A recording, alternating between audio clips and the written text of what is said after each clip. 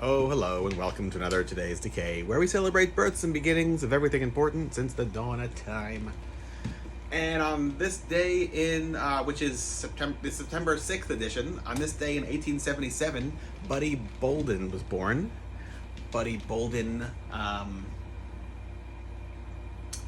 is considered responsible for, I guess, the creation of jazz, like hot jazz, New Orleans style sounds. The way he's performing, nobody did anything like what he was doing before, and if anybody that followed him is either copying him or inadvertently following in his footsteps.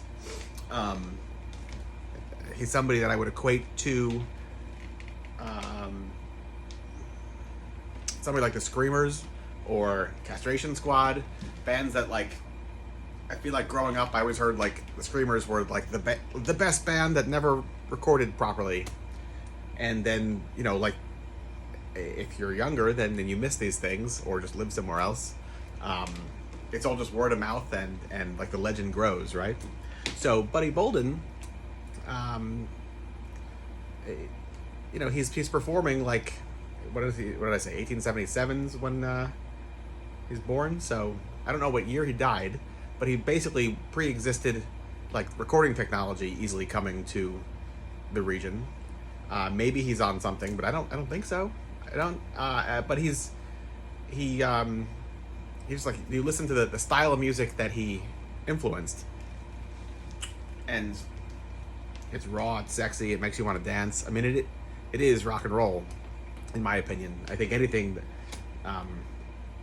whether it's blues, early jazz, I mean, this is all the same. You're using different instruments, but the idea is to get people up and moving and transcend their day-to-days, and he did it. Sadly, he wound up losing his mind and spent the last couple of years of his life in a psychiatric ward where he passed away. But you know, it's like one of those like giant what ifs. Like, you know, what if he lived longer and was able to get the fame he deserved later in life?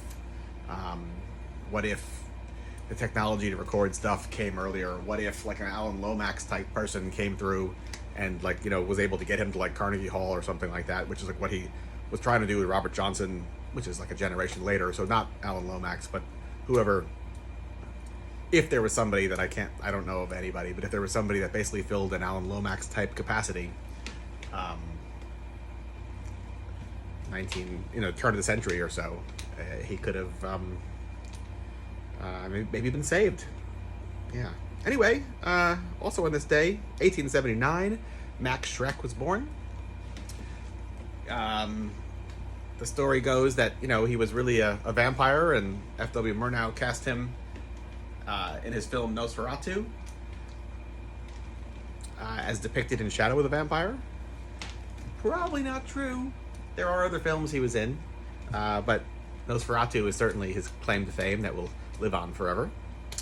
On this day in 1925, Jimmy Reed was born. Is there anybody cooler than Jimmy Reed? Don't think so. The answer to that is no. Although, here's a guy guaranteed to put hair on your chest. In 1934, Paul Naschy was born. I love Paul Naschy. Been on a Paul Naschy kick recently. What did we just watch, Louis? Werewolf versus the Vampire Woman. Yeah, that was fun. Yeah. I love Paul Naschy. What else? Gregor's Creature Feature premiered on this day in 1958. A horror host from, was it Kansas City, I think? Anyway, he was horror hosting films for decades. And on this day in 1974, the 101ers played their first show. I guess if they're most famous for anything, it would be Joe Strummer leaves the 101ers to join the Clash, and the rest is history. As is this video broadcast. Until tomorrow, goodbye.